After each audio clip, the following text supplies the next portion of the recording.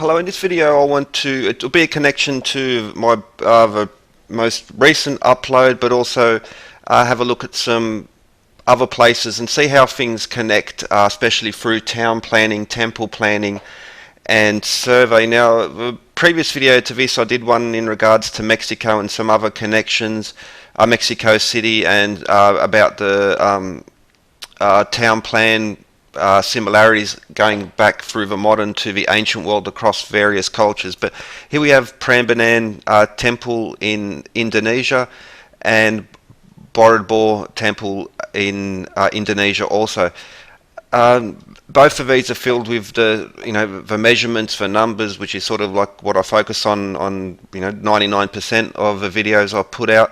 But the most recent upload, I touched on the Vastu Shastra and this ancient Indian temple plan technique, which connects to the mandala, some very important geography. Now, under this, the Vastu Shastra, it's about proportion, it's about measurements, it's about alignments, and astronomical elements in there. Basically, all the elements in modern esoteric architecture. Naology is another word for it, the study of sacred sites, sacred edifices, that type of thing. But one of the things that's quite prominent in the Vastu Shastra plan is this, you get a hint of it here and we'll have a better look, but of this 9 square plan. And so it's not quite as evident as what it might be, but we'll see in a moment how it connects. So for instance, you have this central square and then you have another 8 squares around it, so 9 squares in total, with this middle square which is unmarked. Example of this in Jaipur we see here. So this town plan design was built, again you can see quite clearly it's a 9 square plan. That's something which is quite important and connects Eastern and ancient Western techniques, but also with modern Western techniques and plans. So here we see 2 maps of New Haven, Connecticut. This is where Yale University is, but you'll see especially this map on the left, there's a church square, but it's a 9 square plan and there's a church there in the middle.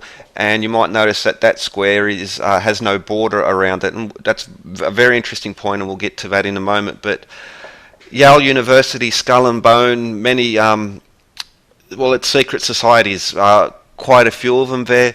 Again, in some earlier videos I spoke about the standard measurements, these proportions. It's an ancient technique about encoding ancient knowledge, ancient principles, the Hermetic code, and putting them into building a beautiful building by the proportions, by the numbers, by the measures. That was Book and Snake, the building, which even had the caduceus there at the front. But we're still in Yale, and this is Harkness Tower, so the main bell tower in Yale University. It has 54 bells, 216 feet or 144 cubits high. I won't go into each details of it, but this breaks down into your standard, in inverted commas, standard pattern. But it has 54 bells, but 144 cubits high. All of these plans is built around ancient legends such as the Ark of Utnapishtim or New Jerusalem, as most people might be from the Bible. 144 cubits high is the wall, or 216 feet, 144 throughout the descriptions of New Jerusalem. All of these towns, cities, buildings, this is one of the key concepts. But it didn't originate with New Jerusalem. This is about how the West and the East have this same common source. Here in Sydney, Edmund Blackett, the Sydney University, the main building, the Carillon, the War Tower, War Memorial, 54 bells. Coincidentally, it's 1440 fingers high, so 144. Again, jumping over to the Indianapolis, the Scottish Rite Cathedral there. All the numbers are measures in and outside of a building, for instance, 330 feet long. But it also has 54 bells. So it's just, you'll see this so often, so many places. It's too much to be coincidence. It's part of a plan, hidden in plain sight, as they say. But now back to Australia. The first inland township in town founded, surveyed in Australia was Bathurst, May 1815. Governor Lachlan Macquarie, someone I talk about often, very important, very interesting, very Australia's equivalent of George Washington, not just in survey but also in social reform. The earliest map of Bathurst, surveyed by James Meehan, which was one of the key surveyor of the time, very important character. And so this is the earliest map, 1815 map of Bathurst. And later on, Bathurst was redesigned by Governor Mitchell because of Lachlan Macquarie ruffled a lot of feathers, not just for turning a penal colony into a nation, but also for spending too much money on things like churches, public buildings, and these types of things. He went against the system. He was against the establishment. He was a great man in many ways. He was also a man of his time. Be careful with heroes, because you'll find that you'll often get disappointed if the further you look. People are of the time, and no one is perfect. But for his time, he was a very forward-thinking man, a reformer. Built a nation instead of governing a penal colony, has what the establishment expected him to do. But I've now overlaid the 1815 map with the map of 1833, 1835 by Mitchell. So we're still looking at Bathurst. And so although it was redesigned, the basic framework of Governor Macquarie's plan for Bathurst does remain. And as with all of Macquarie's work, all of these very important surveyors, not just in Australia but around the world, especially those connected to freemasonry, they never do anything that's obvious. Even the obvious, simplest things have a hidden meaning in there. And so, for instance, we have the flagstaff, the central surveying point, and this is the point from which all the town surveys begin. And I won't go into that because that's a big topic on its own. But the dimensions of everything within the town is very much connected to a very specific, very special set of numbers which describe sun, earth, moon, and stars, geometry, astronomy, arithmetic. For example, 66 feet, 792 inches, that was the street width, but also the blocks, the length, everything, 792 comes up along. That's a description of New Jerusalem as well as sun, earth and moon, but also some very other interesting things in regards to astronomy, for instance, the speed of the solar system around the galactic core. 66 feet street length with a 42-foot wide carriageway also gives us these proportions of the Great Pyramid and brings us to the golden number phi, as well as pi, but phi is the key one here. So concepts of sun, earth, moon and stars, geometry, arithmetic, music, all of these things. The Hermetic code is very much built into there. It's built in multiple layers, it's built in symbolism, measurements, and so many other things. This is one of the points of practicing the craft. Now, for instance, from the flag to the centre point of the town was 144 rods. The rod is an important measure system as well. For instance, connecting New Jerusalem as well, it was measured with a rod. And the rod is not just a rod of some random length. There's an actual measurement called a rod. Now 144, I could go through all these other numbers again, but 144 is of special interest because it connects with all of these other sites. And also, again, it's one of the key numbers describing not just New Jerusalem, but throughout the Bible, its core. You'll find it in all of the great cathedrals, all of the modern cathedrals. You really can't have one. You can't do these things if you don't have, as well as a few other key important numbers, but 144 is one of the most important ones, along with 108 and 273, but 144 for the moment. 144 is very important as well because it's a Fibonacci number, so therefore it connects to the golden spiral and phi, the golden number, the divine proportion. But also it's the 12th Fibonacci, and 144 is 12 squared. It's also a beautiful interdimensional number, and by that I mean you can see in the bottom right here how the first, second and third dimensions, as well as into the fourth dimension, but 3, 4, 5 is in the 3, 4, 5 triangle, a key point in tracing boards. in Freemasons, Oddfellows, etc., Rosicrucians, but also a 3-4-5 triangle has an area of 6. A previous video I went through detail Athanasius Kircher, the tracing boards, and how they how these earlier esoteric occult tracing boards connect to the 3-4-5 triangle and Pythagorean theorem. Master Mason must contemplate on Euclid's 47th, which is all got to do with Pythagorean theorem. It's really like all over the place. You can even find it in old cathedrals, and so it's one of these things that has been passed through times. Very important to this type of study, the symbolism, the architecture, in a very practical way, but there are also other aspects to it. And just as an example, I'll try and remember to include the link to this video in the description as well, because understanding these little symbols and the way that these numbers, the geometry connects, it's an important point, and understanding the tracing boards also. But in regards to, so 144, 3 to the first plus 4 to the second plus 5 to the third, 1440 the same, but we add 6 to the fourth as well.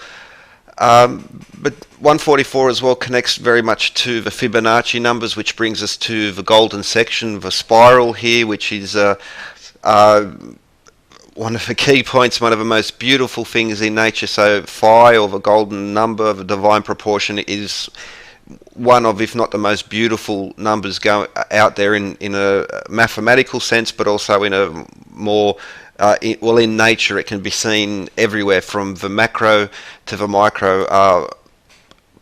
Plants, animals, even the DNA helix.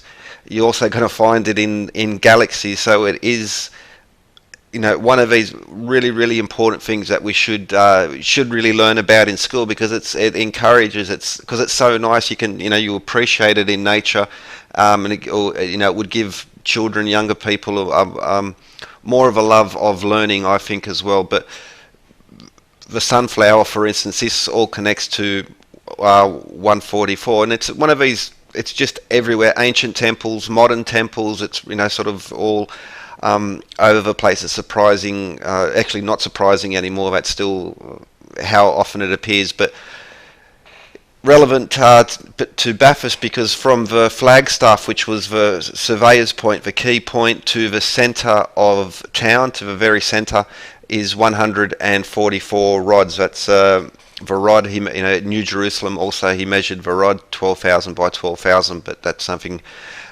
touched on earlier.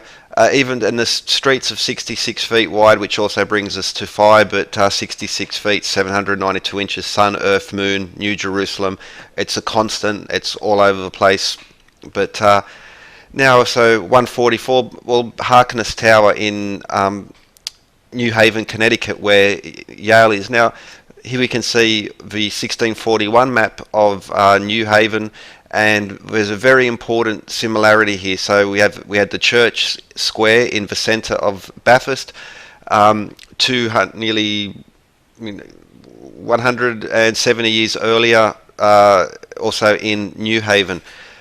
Henry Bialowas, he's an architect here in Australia, working in Bathurst. He's done some work in Bathurst as well. He was into sacred architecture and the divine number going back many years. He was not well received. In a minute, I'm going to start a short piece of video by Halfasheep where he interviews him in regards to some of these important things. I'll put the link to the full video in description, because he talks about other points as well, which are very important concepts in regards to architecture, survey, and how these elements also connect. So you'll discuss even water elements within the Kircher, which he designed, and he'll also talk about how the height of the Kircher is the same as the courthouse and some other key buildings in there. So I'd recommend not only watching that video, but Halfasheep covers a lot of places here in Australia, and recently he went on a overseas tour to places such as Egypt, Malta, and Rome and Italy, and he's been posting some of those videos recently. So not just in the modern occult sense, he's also got some very interesting footage and videos in regards to the ancient world and across a few places from North Africa, the Mediterranean, such as Malta and Italy. So yeah, so I'll put those links in the description if you're interested in not only Australia but some ancient sites. There's some very interesting, very cool videos in regards to that on Halfasheep's channel. Though before I start the video, so just a quick reminder of some of the earlier points. So we have New Haven, Connecticut and Yale, Harkness Tower, of course, 144 cubits. But also how the church square in the centre, you might notice, so also have a Bathurst map, the main picture there, the yellow square, which is also marked church, but also the Vastu Shastra, this ancient survey technique, please remember, and also so in Jaipur how we have this 9 square plan. Please keep these in mind as before we start the video, because they are all very important features. And with that, I'll let the video run. The full video I'll put the description, so you can go there to Halfasheep's channel as well to see some many other things regards to Australia and some other ancient sites around the world. The old TAFE College buildings and the Carillon, which you would have noticed in the town square. Mm-hmm.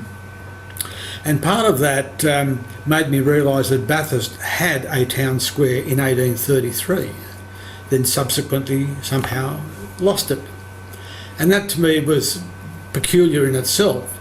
And I thought, well, how does a town actually lose a town square? And what does the town square mean, and where actually is it? So I came across this map, which is Mitchell's sign map of 1833. And there are some things here that I'd like to point out. He writes the word square here, and then he numbers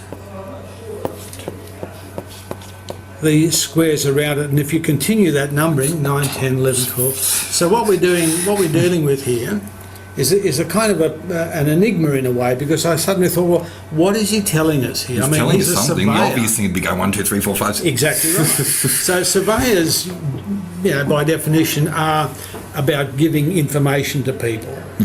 And yet this guy was doing that, but in a kind of mysterious, enigmatic way. And I thought, well, what is the meaning of these numbers that seem to spiral out from this point? And then when I looked at the square, I suddenly realised this square doesn't have a boundary. All the other squares do. This square does not have a number. All the others do. This square does not have a name. And in the middle of it, he puts the word church. So the question that I think Mitchell was asking us, what is it that can't be bound, can't be named, can't be numbered, and begins in a geometric spiral? Begins and ends. Exactly right. So that's the omega point. So what he's talking about here is, what he's created here is not just a blueprint for a town, but a blueprint for a way of life. Because what he's done is put the church in the exact omega point. In zero. And so that's the meaning of that spiral, and that to me is the answer to the riddle. What is it that can't be named, bounded, numbered, and begins and ends in infinity? So that to me, I thought, well, who is this guy Mitchell? And then So this brings us back to the Vastu Shastra, and you can see here the elements of this 9 square plan. This is an ancient survey technique. Surveyors pass on information. It's very much like feng shui as well. That's basically what they're doing in that. It's the same elements. This system, this method crosses the world. It's very important. So for instance, in Jaipur in India, again, we see the same elements where with the temple at the center or the church. Back to New Haven, Connecticut, Yale University, and the secret society. It's a center of secret society, Skull and Bones, Book and Snake, many others, all very Masonic in that way, very occult. Now, when I say that, I don't mean it in the modern usual sense where it's, blah, blah, blah, demons, demons, demons. No. It's about hidden knowledge, initiated knowledge, and surveyors pass on information. It's exactly the same thing what's happening here. It's about putting, the sum of the parts is greater than the whole, so to speak. But New Haven, Connecticut, and a comparison of Bathurst. Both of these, so back to 1641 and to 1815, which was later redesigned in 1833 through to 1835. Same thing, the church there in the centre, but the central square is not bordered, as with the Bathurst plan as well. And as Henry Bialowas put it, what cannot be bordered, what cannot be numbered, it's the omega point. There's there is knowledge here, there is a method, there is the surveyor, the town planners, and also the architects who built the buildings later are passing something on. They're passing on an ancient tradition which crosses, from the ancient in the east over to the west, across the ancient world. It's been passed on through time. So Yale, secret societies. Now, I've done some videos on this one. What secret society has come to mean has very little to do with what they actually did. George Washington and Macquarie built nations. They built the republic. They're not the bad guys that people put them out. So there's a lot of anti-Masonic stuff out there, ironically by people who claim to be defenders of the Republic and against tyranny and so forth. Well, the Masons were the ones who broke this bloody tyranny. That's the history of it. Stop the fucking hate. Learn your history. You got to appreciate what these people have done for you, and appreciate the knowledge that they've put into this. There's more than what it appears here. If you look at the surface of it, the old lodge system has been broken by the elite to suppress people, as where these people, the Masons, the Oddfellows, they built something for you. They did something greater. They planted a tree. They were old men who planted trees, knowing they would never sit underneath the shade. Let that fucking sink in. Pay attention to this. It's important. Forget the nonsense that's out there. There is not just clever math, astronomy knowledge. There's more to it than that, and you need to pay attention to this because it's important. If you forget your history, you're doomed to repeat the errors of the past. Anyway, in these systems of measurement, they got the sun, the earth, the moon, and the stars, important astronomical knowledge, important mathematical knowledge, important musical knowledge, important geometry, and that's why the G for geometry. So here's an example of a tracing board. It's the sun and the moon and the stars and these other elements in here. This is another tracing board, and you'll see, for instance, the G and the geometry there in the center, the twin pillars, but also with that central column as well, Doric, Ionic, and Corinthian, the all-seeing eye, the knowledge, you'll see these symbols have been passed on in plain sight. So the cube of, for instance, the Transformer movies, the G, the moon with the 7 stars around the outside. This is, it's not what the standard internet model of hysteria is passing on. There's more in it than here. But going back to Athanasius Kircher, the Jesuit, a prolific artist and writer, early Egyptologist, and the use of the Pythagorean theorem. So many of the haters, let's call them, say that the pentagram is evil, and essentially saying that geometry is dangerous, that and therefore music and arithmetic and astronomy is dangerous. This is the height of irresponsibility. How can knowledge be a bad thing? It's beyond, it's unfathomable. I have to say it, the hate and the ignorance from which it is born. You are denying yourself, you are denying your children, you are denying others knowledge. You must, gather all the knowledge you can. It costs nothing and is no weight to bear. But the liberal arts, especially the quadrivium, astronomy, arithmetic, geometry and music, these are core principles at the underneath it. The Bible in itself, as well as these other ancient texts, are textbooks. They got profound knowledge in there, and I must say it's also heliocentric knowledge, because at the time you could be burned at the stake for not saying that the Earth is at the center of the universe, and to suggest that the Earth is a globe was dangerous knowledge to have. And that's one of the reasons, for instance, Giordano Bruno, Hypatia were killed, the Library of Alexandria was burned down, countless other libraries were burned to suppress this knowledge. And you are blessed to live at a time where you have access to so much information without the threat of being put in jail, being put as a slave on to spend the rest of your life pulling an oar on a ship, on a galley, or to be burned at the stake and tortured and worse. As above, so below. This is not satanic, spooky stuff. This is very, very important. It's your heritage, it's your birthright to have this knowledge, and it is your duty to know your history and not to put hatred on those which have done, as I said, these old, and the old people who plant trees knowing they would never sit in the shade of that tree. What could be a greater sacrifice? And this is what we've lost. It's all about me. I want now. Everyone's evil except for me. Everyone who disagrees with me is a this or a that or whatever. Please, learn from. Don't take my word for it. Don't take anyone's word for it. Please just use this as a study guide to as a reference point to go and find it for yourself, and you will find that I assure you, that you'll find the same path, the same history. It's not hidden. It's there. It's just got to be pieced together.